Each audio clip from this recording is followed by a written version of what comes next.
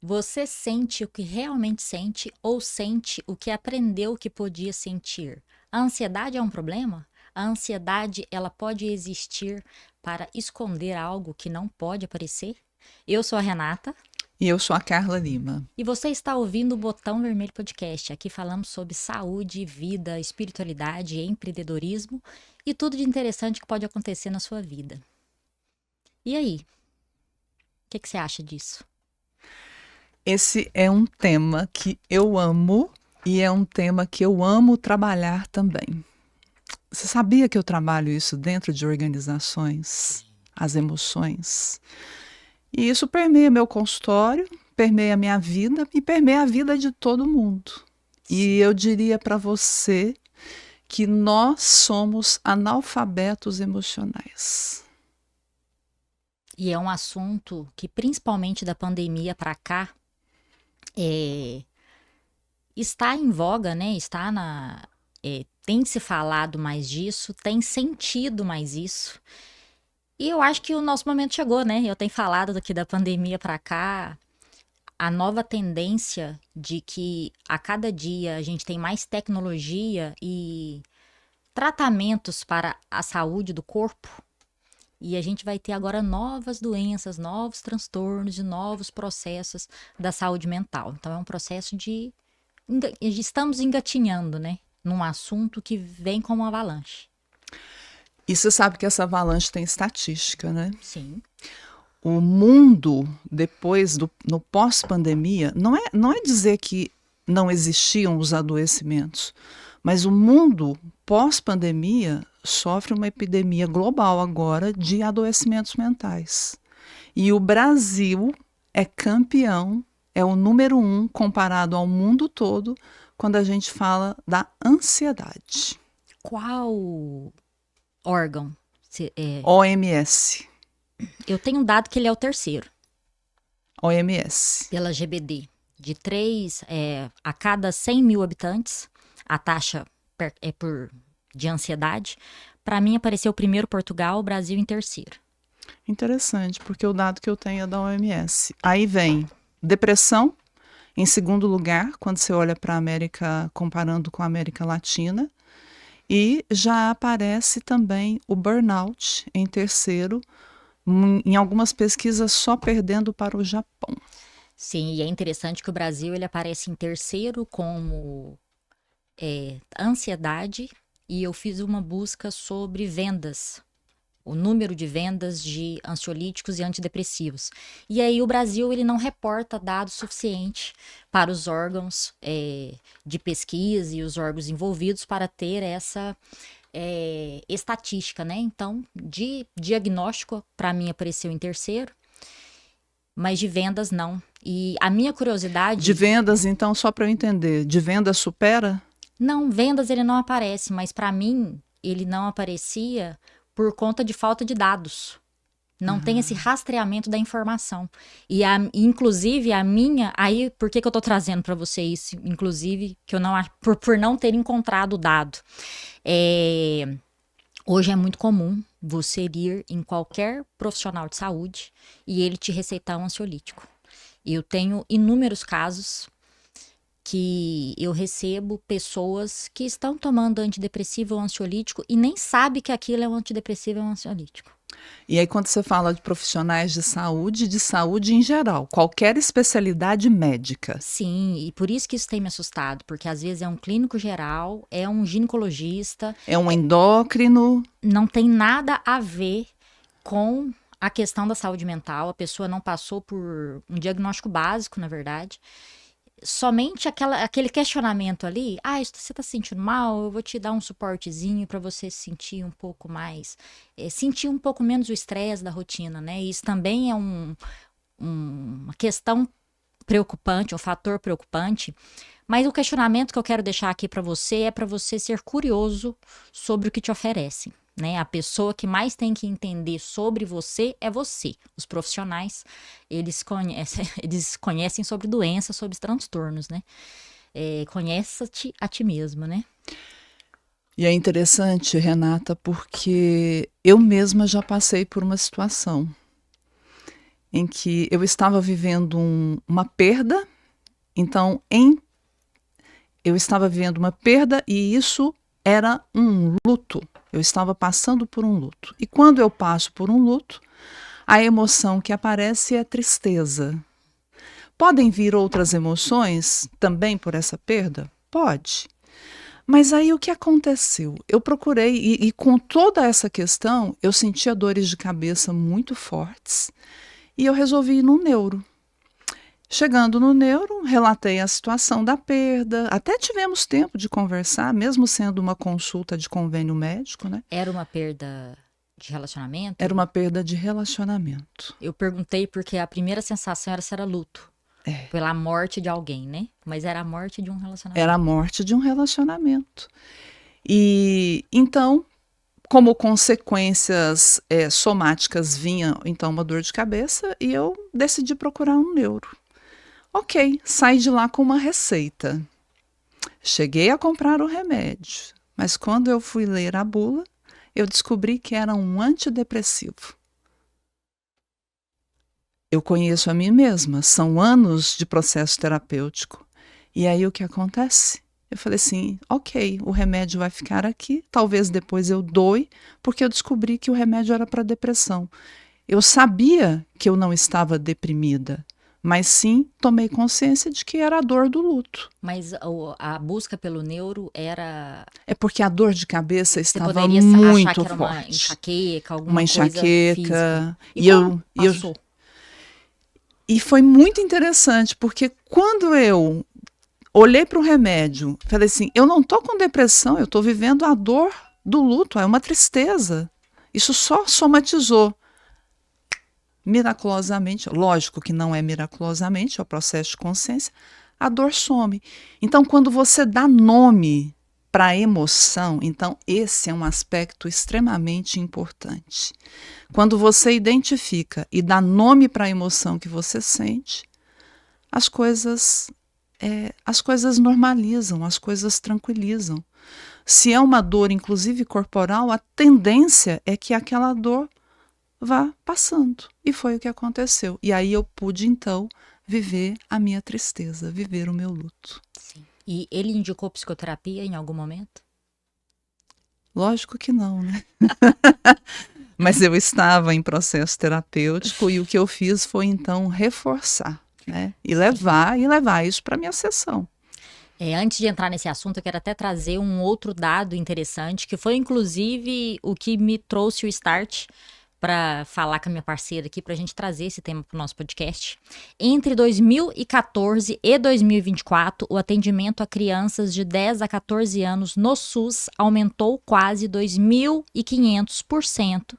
E entre jovens de 15 a 19 anos, o índice chegou a 3.300%, com queixas referente à ansiedade.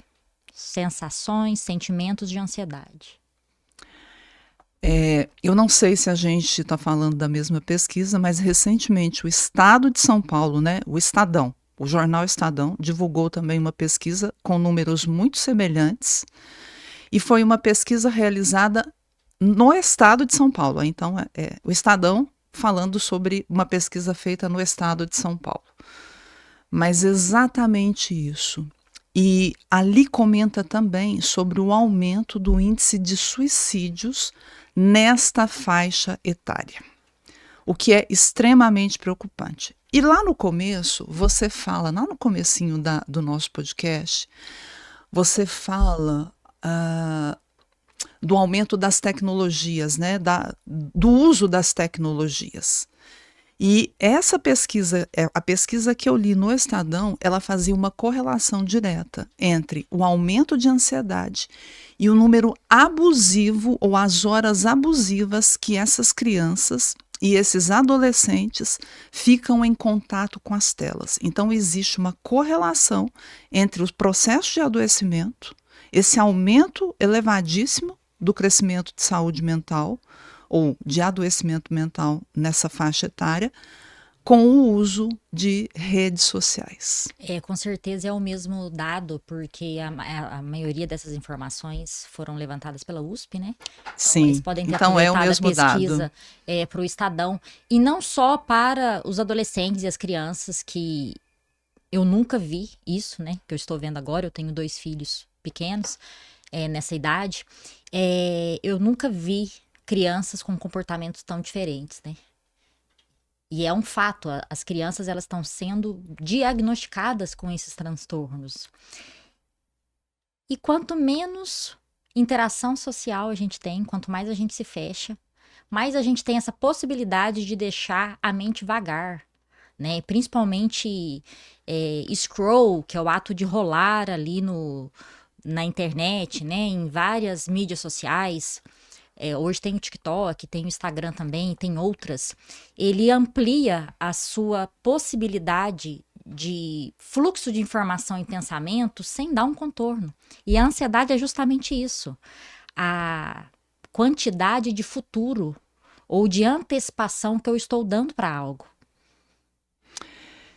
E talvez tenha uma outra coisa que ajuda a compor a questão da ansiedade nessa faixa etária, que é a questão da comparação.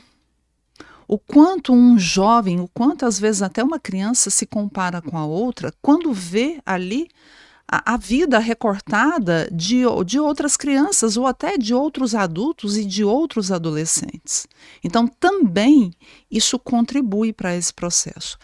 Agora, sem sombra de dúvidas, Renata, quando eu não olho no olho, como nós estamos aqui olhando uma no olho da outra, quando eu não interajo, quando eu não tenho tempo de contato com a natureza, quando eu não tenho esse tempo de contemplação, porque também é isso, né, o tempo que a gente para e contempla as coisas. Vamos pensar na nossa infância? Eu morei na fazenda até os 7 anos de idade. O que eu mais tinha era tempo livre. E tempo para quê? Para olhar a natureza, tempo para fazer traquinagens, tempo para conviver e para ver animal, para ver bicho, para ver gente, conviver com família. Então, assim, certamente naquela época não se falava em crianças ansiosas. A gente sempre vai falar de crianças com traumas, porque trauma a gente vai vivenciar, mas essa ansiedade que a gente vê hoje em crianças tão pequenas. Então, esse sequestro, eu vou chamar disso, o sequestro da infância, as redes, isso aqui está sequestrando a infância. Sequestrando a infância e também encarcerando os adultos, né? Hoje é normal você ver uma criança com uma agenda de um mini CEO, né? E eu achei interessante porque aquele jogador que tá famoso agora da Noruega. Haaland, que porque não fala esse nome. Não é outro, assim mas a gente também não vai falar, mas né? na minha língua eu não posso falar. Eu estou encantada com ele também por vários motivos, mas a rotina dele contempla dormir mais de 11 horas por dia. E além de dormir mais de quanto? 11 horas. Mais de 11 horas? Ele ainda medita. Sim, ele medita, ele contempla a natureza. Então, assim... Come super bem. Sim, a gente tem já, né, basicamente observando a natureza e observando os ciclos dos dias, Deus, né, ou que você acredita, já preparou um roteiro e uma rotina que quanto mais próximo você estiver disso, melhor. E claro, a tecnologia molda, né, as interações sociais, a economia, né, não, às vezes eu tô muito nervosa, eu queria ficar deitada em posição fetal, até para acolher os meus ciclos femininos, e eu não posso, eu tenho que acordar, eu tenho que cumprir a rotina dos adultos, mas o tanto que a gente consegue olhar para isso com carinho e incluir, nem que seja pouco, né, Carla? Isso, e aí... E é tão interessante porque esse rapaz, né, ele tem sido... esse aspecto da vida dele, do estilo de vida dele, tem sido propagado aí nas redes sociais. E eu acho que é importante, né? Para além disso, ele também tem uma rotina, né, de muito cuidado com a vida social dele. Ele não sai por aí à noite nas baladas. Uma pessoa que dorme 11 horas... todos os dias, ela precisa ter uma disciplina, ela precisa ter uma constância, uma persistência. Então, é uma pessoa que realmente investe nisso. Agora, eu queria voltar num ponto, porque você falou da pandemia, e a gente não pode deixar de pensar na pandemia, porque ela colocou as pessoas em isolamento, e durante essa geração que estava na faixa de 1 aninho, 2 aninhos de crianças, eles não tiveram, exceto com os pais, e talvez ainda reduzido porque as pessoas usaram máscaras, eles não tiveram a possibilidade, a oportunidade de conviver com diversas pessoas e explorar as expressões faciais. Porque as nossas expressões faciais também trazem os indícios das emoções que a gente está vivendo e que nós estamos sentindo no nosso dia a dia. Então fica muito difícil para essas crianças reconhecerem emoções nos outros, em si mesmas e nos outros. Então também esse é um outro aspecto, Renata, que quando a gente fala de emoções é importante a gente considerar. Sim, eu vejo isso.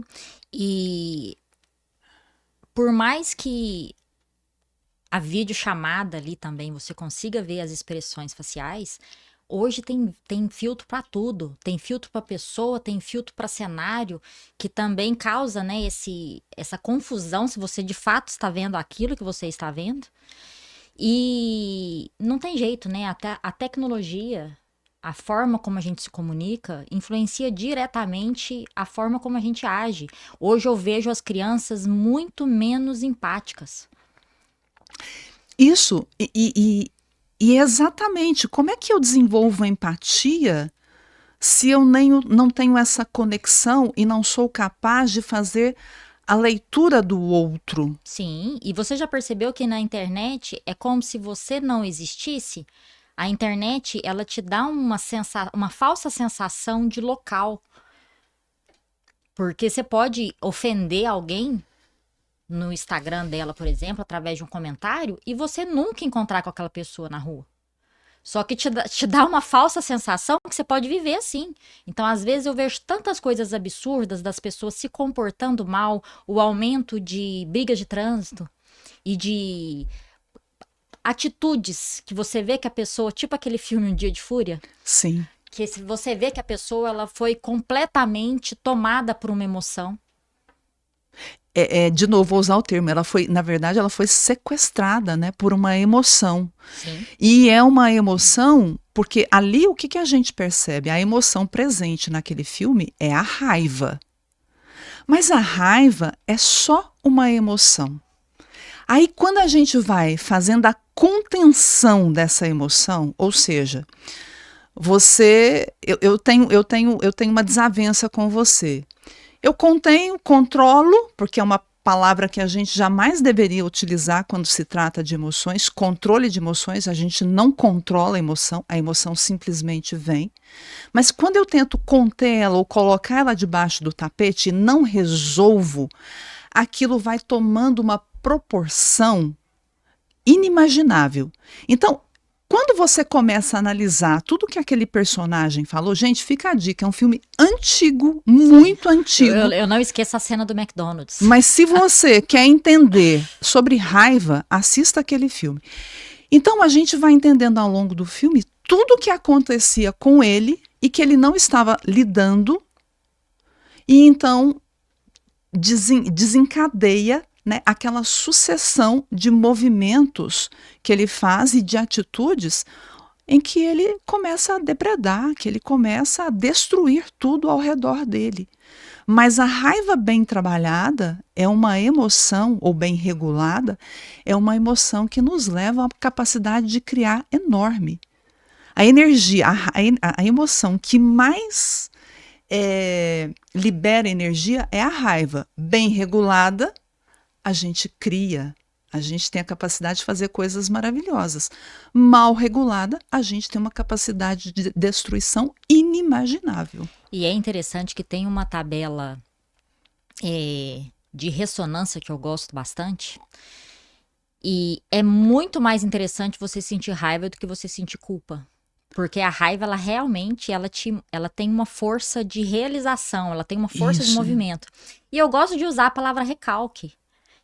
Você comentou, né, de não usar o controle e tudo mais, mas Freud também usa bastante o recalque, né? Quando chega uma emoção e eu deixo ela entrar em recalque, eu não permito, né? Eu sufoco ela de alguma forma para que ela, como se ela não tivesse autorização de existir, como se eu pudesse controlar algo, isso vai precisar sair para algum lugar em algum momento.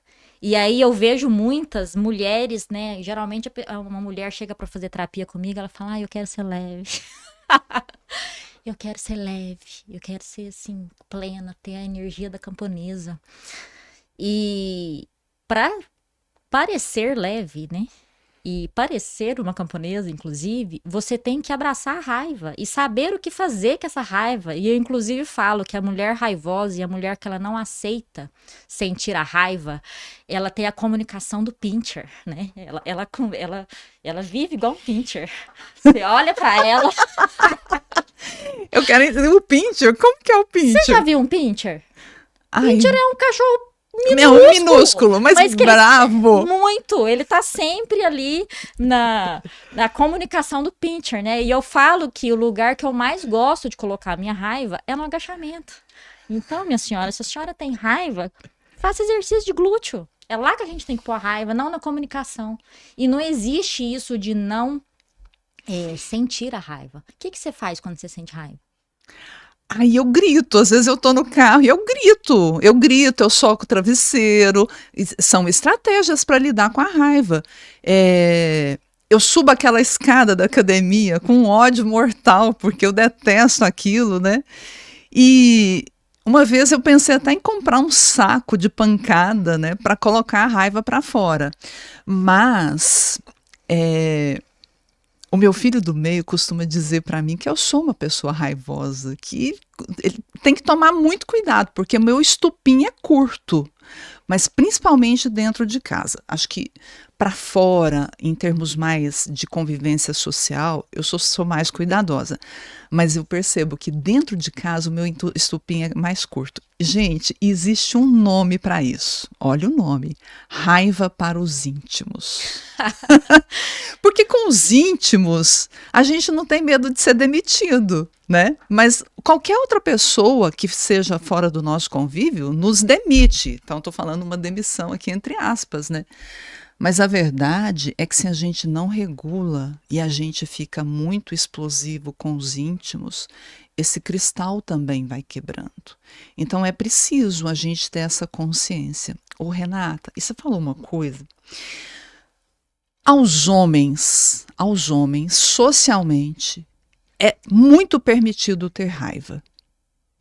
Por quê? Porque também socialmente para eles não é muito permitido sentir tristeza e medo, porque isso não é coisa de macho. Fere a masculinidade, a virilidade. Mas, ao contrário, para nós mulheres, não é muito bonito socialmente, nem aceito socialmente, uma mulher que expresse mais a emoção raiva. É porque aí automaticamente você é diagnosticada como histérica. Freud novamente. Freud novamente. Eu gosto, não só a raiva, e é algo que eu aprendi a me autorizar. E a gente vai falar daqui a pouquinho sobre a diferença de emoção e sentimento, inclusive. Mas as minhas emoções básicas, na verdade, quando eu percebo que algo me arrebatou e que tá me tirando ali do meu centro, dessa conexão com o meu eu interior, eu me dou 90 segundos. Então eu paro e eu sinto exatamente no corpo. Eu falo, agora eu tô com raiva, beleza, eu tô com raiva, estou com raiva. E eu fico com a raiva. Eu pego a raiva pra mim e falo, vem aqui, raiva, então. Deixa eu olhar nos seus olhos. E eu gosto de perceber, inclusive, aonde essa emoção tá no meu corpo. O que a raiva faz por mim? Geralmente, a raiva me lembra do cortisol e cortisol da ruga. Então eu fico ali comigo 90 segundos, mas com esse respeito de tipo assim, está ok, eu estou completamente de acordo com o que eu estou sentindo, expressando e processando nesse momento. E eu fico ali com a raiva. E eu também fico com a tristeza. Eu fico com a tristeza. E o medo? Fico com medo. Eu não deixo o medo me paralisar. Então eu percebo, eu estou sentindo medo. O que esse medo faz? Minha mão tá gelada, meu coração disparou. O meu dedão geralmente foi para -30, né? Eu sinto ali, às vezes, os meus pelos do braço arrepiar, porque Eriçarem. o medo, ele te dá, ele quer que você luta, que você ou que você foge, né? E aí, a minha melhor forma de lidar com o medo, depois, é racionalizá-lo. Isso aqui, de fato, o que é esse medo? Mas eu fico com o medo, eu fico 90 segundos com aquilo, eu não tento fugir, para justamente a gente não entrar naquele processo que a gente falou sobre o filme, né, O Dia de Fúria. Porque isso tem que se acumular em algum lugar. Acumula, acumula, acumula. A última gota que cai é a que transborda o copo. Como que eu quero ter coragem se eu só dou espaço pro meu corpo para acumular medo? Eu sou um grande reservatório de medo. Então, aparecer um medo pequenininho, eu vou ficar com ele. E aí veio uma história interessante agora na minha cabeça. Minha mãe tem muito medo de rato. E eu lembro que uma vez apareceu um ratinho pequenininho lá em casa, a gente perdeu a casa pro rato. O rato entrou num quarto, a gente isolou o quarto. E aí nós ficamos, todo mundo amontoado, fazendo um monte de coisa. Entrava lá, pegava uma roupa e saía. Até que testamos várias coisas para tirar o rato. Até que a minha tia, na época, eu lembro direitinho. Minha tia corajosa, tia Marlene, tentou entrar lá e matar esse rato. E aí, numa outra época da minha vida, eu achei isso hilário, porque a mulher mais forte e invencível da minha vida, apesar de eu vê-la com medo, que é importante a gente humanizar, né, a nossa mãe, como com uma mulher daquela tem o medo de um rato tão pequeno, e tem tanto a ver com a infância dela, e hoje eu entendo isso. Aí, anos depois, apareceu um rato na minha casa. E aí eu penso, e sabe o que foi sabe o que foi assustador? Simplesmente, eu fui fazer meu ovo, eu olhei pro lado, tinha uma loca desse tamanho no meu mamão. Eu lembro direitinho. Parece que eu, sabe, assim, quando eu falei, meu Deus, um dinossauro aqui em casa. E aí que ele entrou num lugar do armário que foi o mesmo esquema. A gente isolou a cozinha, e aí eu dei a missão pro macho. Falei, é um absurdo, um homem não dá conta do rato. Que é justamente aquilo que a gente falou, né?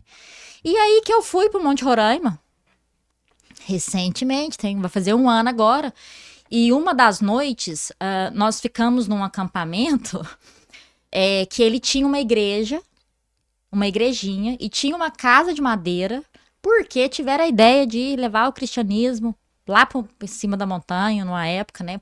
Provavelmente tentar o processo dos índios e tudo mais. E eu tinha levado um saco de semente de abóbora, porque eu adoro semente de abóbora. E aí que a gente presente pro rato. A gente usou essa casa de madeira para jantar. Simplesmente, eu tô jantando. Passou 2 ratos assim na viga de madeira. Deste tamanho. E aí eu olhei pro rato e eu falei assim, vou tirar minha semente de abóbora da mochila, né? Continuei comendo.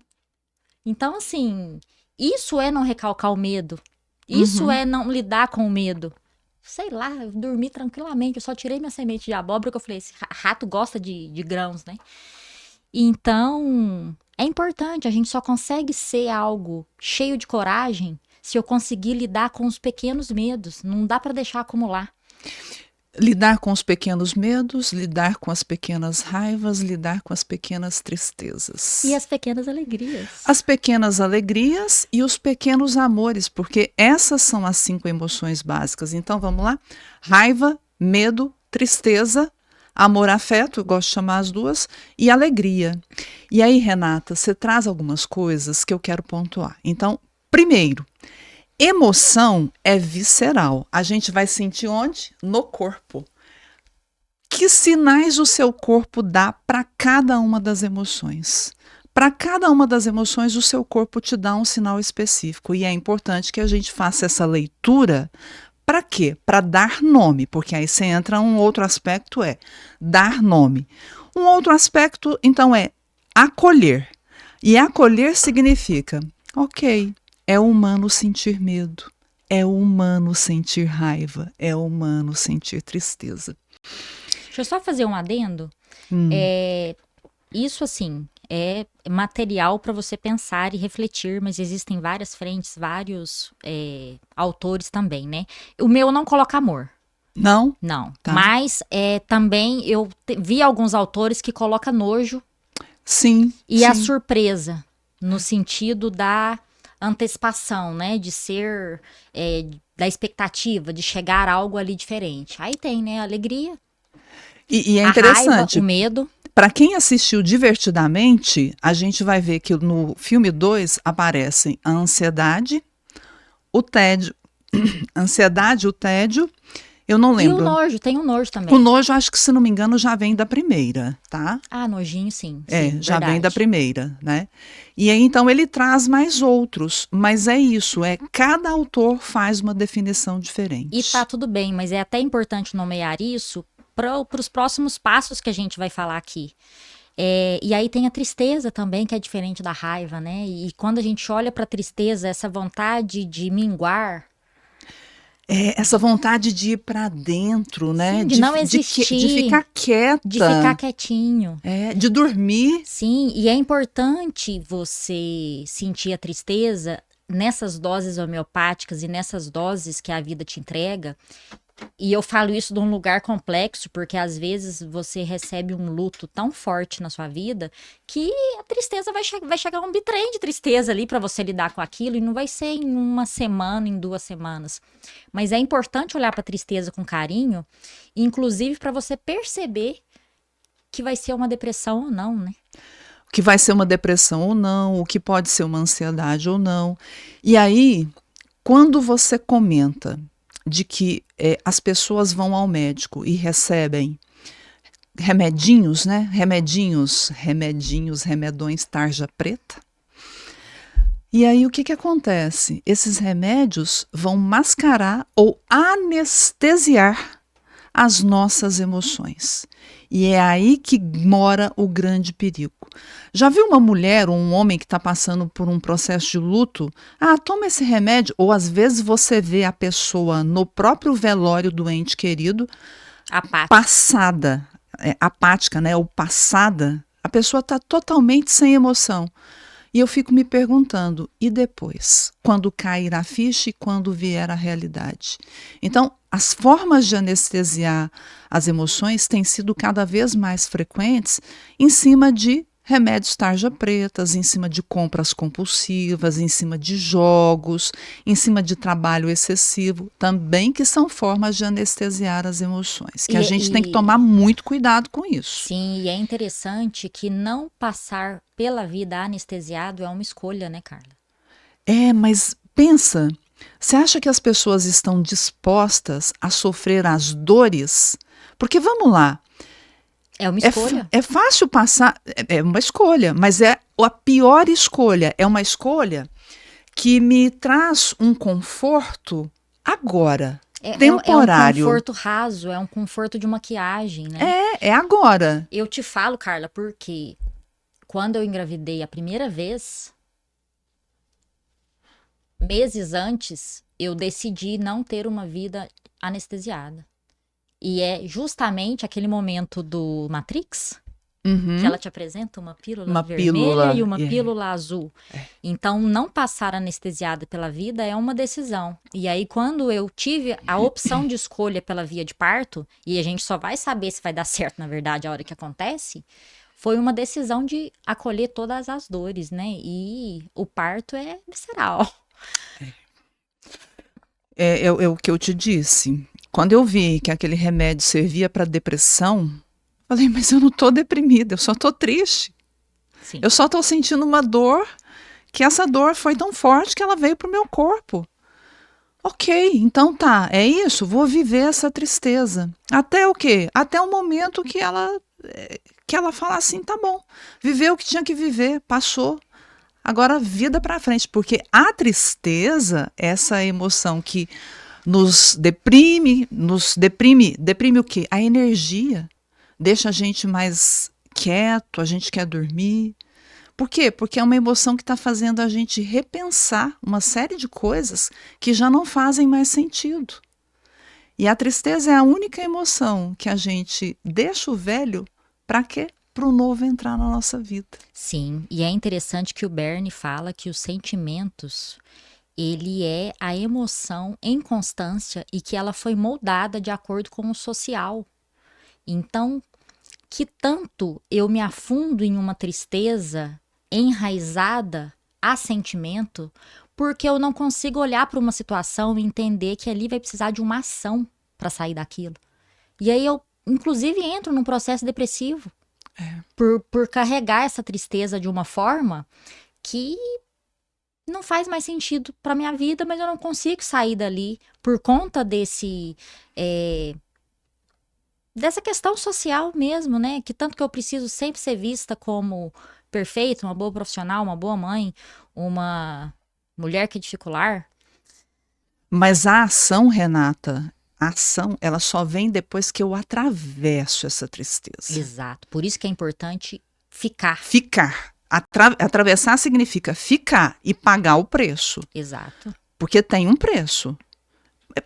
Eu atravesso, eu passo, e depois disso vem as novas resoluções. E aquilo é uma que eu preciso escolha. mudar. E em algum momento é possível você ter essa escolha. A gente está falando aqui, né, de escolher não passar pela vida anestesiado. Só que existe um momento que você sai de você, não passa mais por você ter essa escolha. Por quê? É normal e natural ter essas emoções e ficar com essas emoções é o que a gente está indicando ali, não deixar isso acumular. Sentir tudo de forma fragmentada conforme aparece na sua vida. Mas, a partir de que momento isso começa a te atrapalhar? A partir do momento, né, hoje, para a sociedade, o que vale é se você tem um valor social, né? Se você consegue cumprir as suas obrigações sociais, se você é funcional para a sociedade. Então, a partir do momento que eu estou conseguindo levantar, cumprir basicamente ali os meus acordos sociais, eu estou valendo. A partir do momento que eu tenho uma tristeza que eu não consigo mais levantar da cama, eu tenho uma tristeza que eu trabalho com o público, mas eu não estou conseguindo mais vender bem, sorrir, aí que é onde as pessoas colocam o medicamento. E o medicamento, às vezes, ele é possível e é preciso, sim, ser utilizado. Mas aí eu tenho uma visão um pouco diferente. A tristeza, ela não te leva para uma cama. Ela pode até te levar para um momento mais introspectivo, mais quieto, dormir um pouco mais, mas ela não tira você do circuito. Em casos assim. Mas aí a minha dúvida é, será que é uma tristeza ou já foi para um outro lado que é a depressão? É isso que a gente está falando aqui, Então, né? Que então é o acho acúmulo, né? A constância da tristeza. Então, quando um diagnóstico de depressão passa ali por uma tristeza profunda há mais de 2 semanas, não conseguir fazer a sua rotina de higiene básica. Ok, então a gente precisa tomar muito cuidado, porque é aí que os profissionais de saúde estão metendo os pés pelas mãos. Exato, e você passa... Então, assim, o medicamento, ele é importante. Isso. Porque chega num ponto que essa escolha que a gente está falando para a pessoa ter, se você deixar, dependendo de onde você deixa chegar num ponto, você não tem essa escolha mais. Você vai precisar de suporte. Só que a outra ponta disso é o que a gente acabou de falar. Então, o que os médicos não estão cuidando hoje... E às vezes, gente, até alguns psicólogos mal preparados, qual é a importância de um diagnóstico correto e efetivo? Sim. Porque a tristeza regulada, ela não vai me incapacitar para viver, mas a depressão, aí sim, ela me tira desse lugar de autocuidado, de produzir, né, de estar no mundo fazendo algo, colocando o meu propósito e o meu sentido de vida em curso. A tristeza não. E às vezes a tristeza vai demorar mais do que 2 semanas, mas ela não me incapacita. A depressão me incapacita. Ela tira toda a minha energia, toda a minha libido de vida. A tristeza, às vezes eu consigo treinar, mas eu não consigo sair com a turma para ir num barzinho. Por quê? Porque ainda não é o momento. mas eu consigo treinar, eu consigo trabalhar, minha produtividade pode cair um pouco? Pode, mas ela não cai totalmente, né? Então, esse é o cuidado que a gente precisa ter. Sim, e é interessante que nós mulheres também passamos por essa fase dentro do mês, né? Pico de alegria, pico de tristeza, pico de raiva. Porque isso varia com os hormônios, né? Sim. Então, por exemplo, o estradiol baixo, progesterona baixa. Progesterona te traz o quê? Um autocontrole emocional, né? Uma regulação emocional. Se a minha progesterona está baixa, eu vou ficar mais triste, eu vou ter problema de sono. O meu estradiol vai baixar minha energia, a testosterona também baixa minha energia.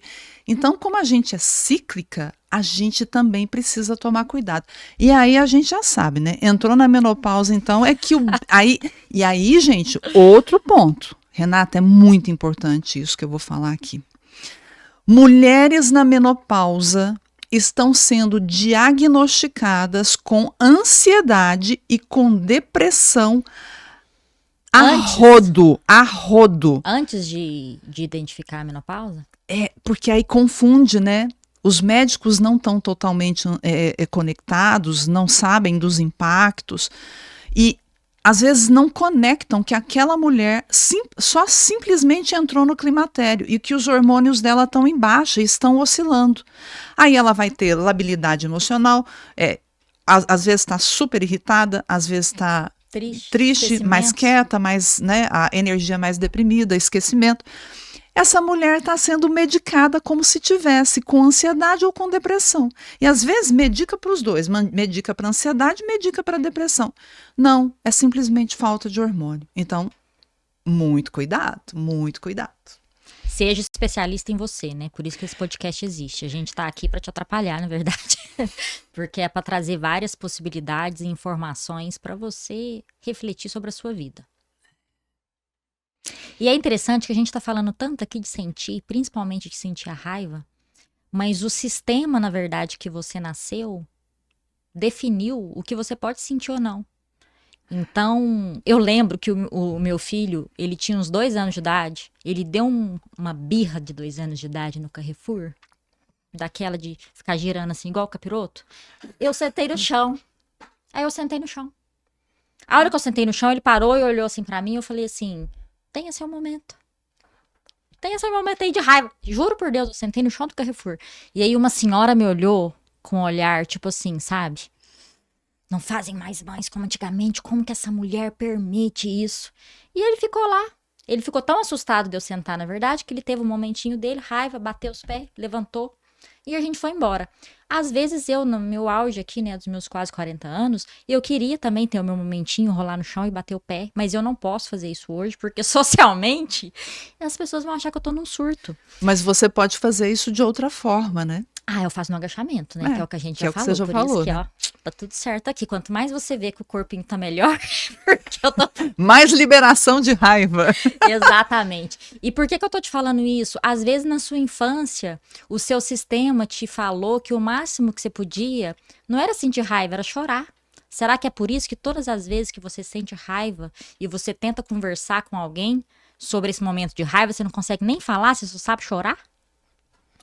Interessante isso, hein? Sim. Porque você fala de uma coisa que né? Como é que o seu entorno, que normalmente é a sua família, que emoções a família permite a gente sentir e que emoções ela não quer que a gente sinta. Claro, e aí é o famoso do homem não chora. Homem não chora, homem não tem medo, homem que chora, homem que tem medo é isso, é aquilo, aí entra nas questões de discriminação, e esse homem usa a raiva como disfarce dessa tristeza e desse medo. Por isso a gente tem tantos aí casos escabrosos, né? De feminicídio, de violência doméstica. A gente pode, inclusive, fazer essa conexão, que conecta com o nosso tema do podcast, quando a gente fala do Barba Azul. Sim.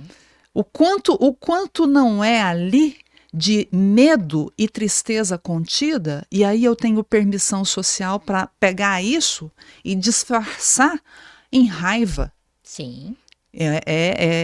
Então, a gente tem, dentro na análise transacional, porque você citou o Eric Berne, a gente tem esse conceito dos disfarces nas emoções. Então, eu estou expressando uma determinada emoção, estou expressando, mas o que está lá de baixo, no iceberg, são outras emoções. E aí entra em jogo psicológico, né, e manipulação e tudo mais. Mas é interessante, inclusive, que alguns sistemas, e eu vivi isso esses dias, alguns sistemas, eles não permitem a expressão da alegria. Ela escolheu carregar o sacrifício, o esforço da família batalhadora e tudo mais. A minha família tem um pouco disso. Nossa, arruma um problema que a gente arrasa. Agora, organizar o Natal é um caos. Organizar qualquer coisa que tem prazer e alegria é um caos. E aí eu sou meio que agente do caos, né? Porque eu não faço, eu mostro. Então, eu fico feliz quando eu vejo alguém exercendo alegria na minha família e eu percebo que ela escondeu e eu só descubro depois. E esses dias eu tive uma situação interessante porque eu estava julgando alguém. Eu estava julgando a forma da pessoa viver. Tipo, à toa essa pessoa. E aí eu parei um pouco. À toa, no sentido de folgada, não faz nada? Uma pessoa muito livre, ligada às artes, à música, à natureza. E eu fiquei pensando, como que isso pode existir? E aí eu parei pra Como que pensar. a vida dela pode ser tão leve e a minha não, né? Mas tem um contexto claro de se enxergar que me deu esse diagnóstico, mas aí eu parei para pensar e aí eu olhei o contexto familiar. Falei, gente, a família dessa pessoa, ela tem autorização para expressar alegria, desde sempre. E aí você traz uma coisa que é muito importante a gente contar aqui para os nossos ouvintes. Vocês vão ouvir muitas pessoas falando de emoções positivas e emoções negativas. A minha abordagem, a minha crença é de que existem apenas emoções. Presta atenção no que a Renata acabou de falar. Em teoria, alegria e amor seriam emoções positivas e raiva, medo e tristeza seriam emoções negativas, mas nesse conceito são apenas emoções. Por quê? Porque vocês perceberam que tem famílias ou tem pessoas que não têm permissão para acessar a alegria e se acessam, vivenciam muito o quê? Culpa. Sim. Culpa. Então imagina uma família que tem um histórico de dificuldade financeira e um dos filhos começa a prosperar. Será que esse filho tem permissão para ser alegre, para sentir alegria com essa vida próspera que ele começa a construir? Não, e é interessante que eu tenho um cliente que me marcou muito, porque ele não conseguia comprar nada que visualmente parecesse que ele tivesse dinheiro. Porque, por exemplo, você viaja para um lugar, basicamente você já faz uma continha ali, no mínimo da passagem, né? Porque aí tem a gente que acampa, dorme, come ovo, e tem a pessoa que só vai em restaurante Michelin. Isso ok. Então, ele comprava coisas, tipo assim, ele gostava de uma carne que era caríssima. O que ele gastava de açougue e coisa de churrasco, pagava viagens e viagens para a família dele. Mas ele não conseguia comprar a viagem porque a viagem mostra. Olha que loucura. Então é justamente isso que você falou. E eu acredito muito na polaridade do universo. Só pode existir alegria porque existe a tristeza. Como que eu vou me entregar ao prazer se eu não sei lidar com a culpa? Então eu brinco, né, que quando eu tô triste, porque em algum lugar do planeta alguém está vivendo alegria. E essa polaridade, a gente precisa deixar o planeta em equilíbrio. Então, quando eu estou sentindo alegria, é a minha vez de sentir alegria. E dá licença que eu vou sentir alegria sim. Meu contexto familiar, eu adoro ele, adoro todo mundo, mas a alegria é minha. O meu sistema maior é conectado com algo muito mais grandioso que eu. E quando você estiver amando, é o momento de amar, e quando você estiver com raiva, é o momento de sentir a raiva. Amor, pra mim, não é emoção, eu não quero entrar nesse assunto. Então, já vou fazer uma análise aqui, percebem? Percebem a negação da emoção amor? E vou te falar uma coisa, e é graças ao amor também que nós estamos aqui. Isso garantiu a sobrevivência da espécie.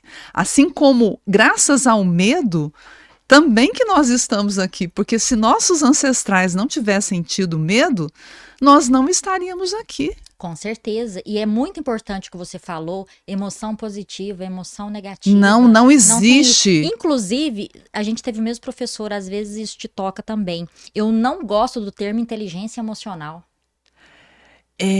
Inteligência emocional é um termo que veio do Daniel Goleman, que nem psicólogo é. E eu não estou desmerecendo o trabalho dele. Não importa, a questão é que... Nem psicólogo, nem psiquiatra. Daniel Goleman é um jornalista, mas ele trouxe o tema à tona e a partir dele começou-se a dar uma maior visibilidade para a questão da inteligência emocional. Sim, a gente está te ensinando aqui a sentir a emoção, a ficar com a emoção e ter essa sensação de presença com a emoção, porque aí você pode ter inteligência comportamental. Eu não consigo ter inteligência de comunicação, de comportamento, de ação, se eu simplesmente não ficar com a minha emoção. Por isso que o termo inteligência emocional me incomoda, porque a inteligência, ela não tem como não pensar em inteligência e levar para a parte cognitivo e racional. Eu quero que você sinta. E a partir do momento que você se conecta e sente tudo, aí você pode ter inteligência comportamental. Eu sinto raiva, mas eu não vou quebrar o McDonald's igual o filme Dia de Fúria. Eu sinto raiva e olha, Renata, por que também a gente trabalha a questão das emoções longe desse conceito de positiva ou negativa? Cada uma das emoções tem uma função. Todas as emoções que a gente sente é um carteiro que está chegando com uma mensagem muito importante para nós. Já diz Clarice Lispector, né? Eu não posso cortar nenhum defeito, senão eu posso desmontar o prédio inteiro. É justamente assim. E o que você faz quando você identifica que você está com ansiedade? A ansiedade é um estado, né? Eu estou ansiosa, eu estou em ansiedade. O que você faz pessoalmente quando você identifica isso? Eu penso, qual é o medo que está por trás disso? Porque a ansiedade, para mim, ela entra como um sentimento. A emoção que está por trás da ansiedade é o medo. Medo de... E eu me faço sempre essa pergunta. Medo de quê ou medo de quem? E aí eu descubro. Então, eu preciso ir onde? Na origem.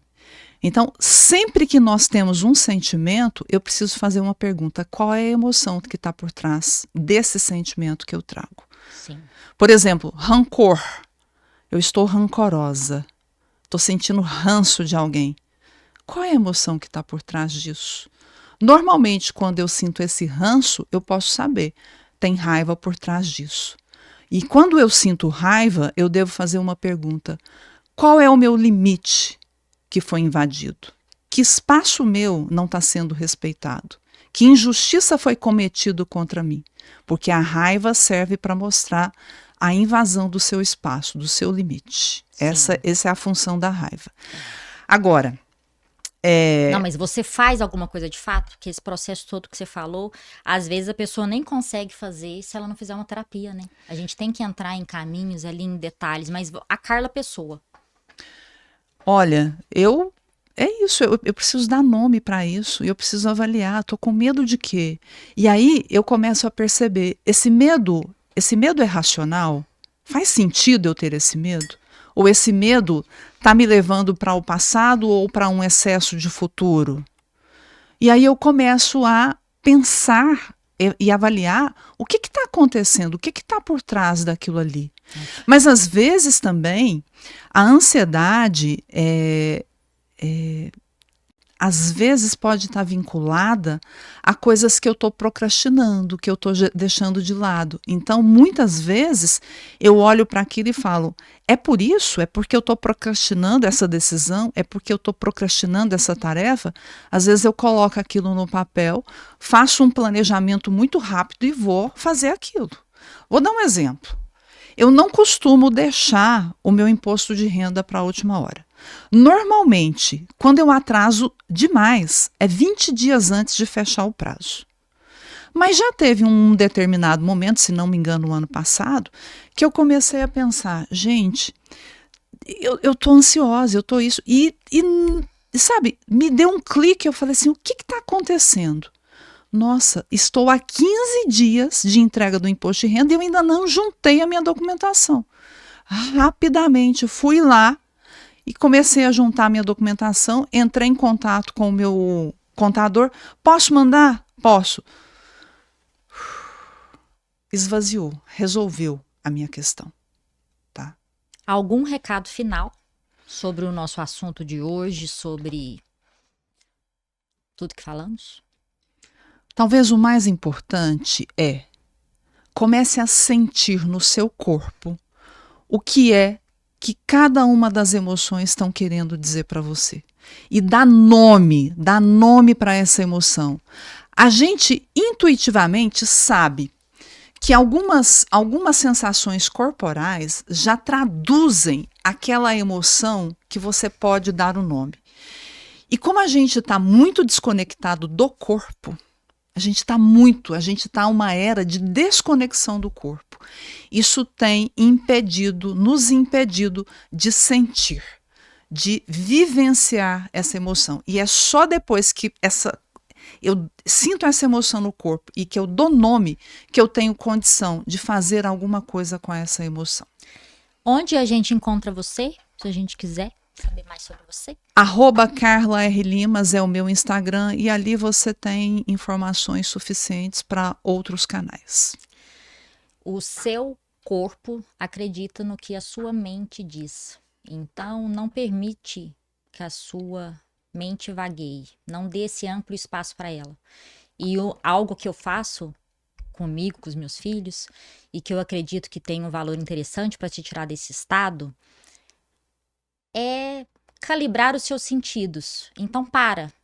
Você sentiu que você está entrando num estado ansioso, que a sua mente está vagando, te levando para esse lugar de medo de futuro, medo do que vai acontecer, para e calibra os seus sentidos. Como? Primeiro, que cheiro que tá aqui onde eu estou? O que eu estou vendo? Eu estou vendo uma mesa de madeira, eu estou vendo uma estante preta, eu estou vendo um bonequinho de astronauta.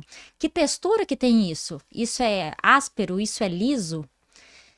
Que eu estou ouvindo? Eu estou em silêncio absoluto, eu estou ouvindo trânsito. Então, que gosto tem na minha boca? Um gosto de café?